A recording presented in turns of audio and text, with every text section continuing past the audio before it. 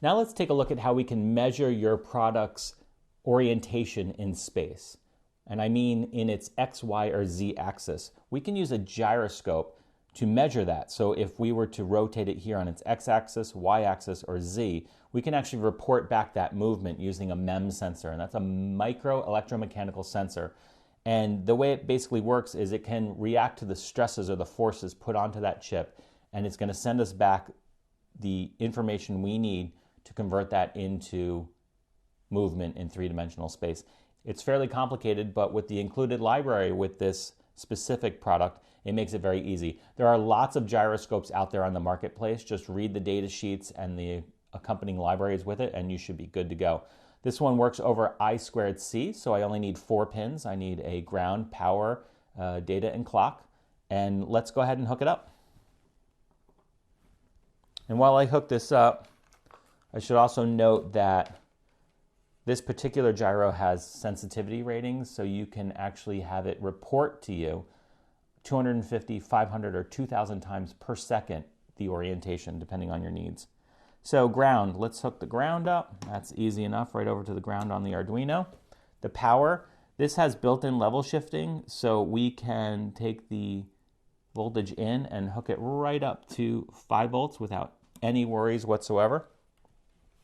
Then we can take the SCL pin right here, the clock, and put it into analog 5, and we can take the SDA, the data pin, and connect it to analog 4. And that's really all there is to it, because it works over that I²C. We only need 4 wires, so it couldn't be easier. Now let's install the library and take a look at the code. Load up the Arduino IDE. Let's include the library. And I'll look for gyro. There we go. Perfect. Click install. Quit out of here. Load it back up. And while that's loading, I quickly want to talk about one thing you need to know about gyroscopes in your project. All gyroscopes experience drift.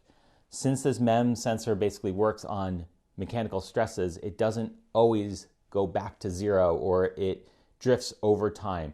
Now, that drift can equate to about 7 degrees of inaccuracy over an hour, or maybe even less, depending on the gyro you buy. Make sure you check the data sheet, read the libraries, and really learn about that. You can compensate for that. If we have a known drift on a specific project, we can fairly easily accommodate that using some very simple code to say, oh, well, it's been an hour, let's adjust this drift here and adjust that drift there. But it's never going to be 100% accurate over a longer period of time. Now let's go ahead and take a look at the code. So first thing we want to do is open up the example, and it's right here, L3GD20 And the library is quite robust, which actually means that the code you need to use is really minimal, which makes Arduino great for people getting started or just wanting to build prototypes quickly. So let's look at the code right here. The first 3 here, the wire, the sensor, and the gyro right here, are the libraries. We don't really need to know too much about them other than they have to be included to use this gyro. The next thing is giving a unique address to the gyro on the communications chain. And here what we see is a quick rundown of what type of driver it is, its unique ID, the minimum, the maximum, and the resolution of the sensor, which is all measured in radians per second, which is measuring its rotational speed or angular velocity. And that's basically the measurement of the change in orientation of the sensor and how often it can do that over the course of a second. Then in the setup, it actually is almost just a serial begin, right? That's the 9600. We're going to need that because we're going to look at the serial monitor for the X, Y, and Z output. Other than that, it actually has a really nice error routine. So if it doesn't see the gyro, it'll report back to you. On your final code or your final projects that use a gyro, you don't even necessarily need that. It's good to have, but if you're tight on space for code, you don't even necessarily need that. And then down here in the loop, basically it gets a new event from the sensor. It says, what's the X, Y, and Z? And then it prints that out. It really is as simple as that, the event X, Y, and Z. and it does a half-second delay in between events. So let's go ahead and plug my Arduino in. And it looks okay, so let's upload it. Open up the serial monitor so we can see that initial test coming out.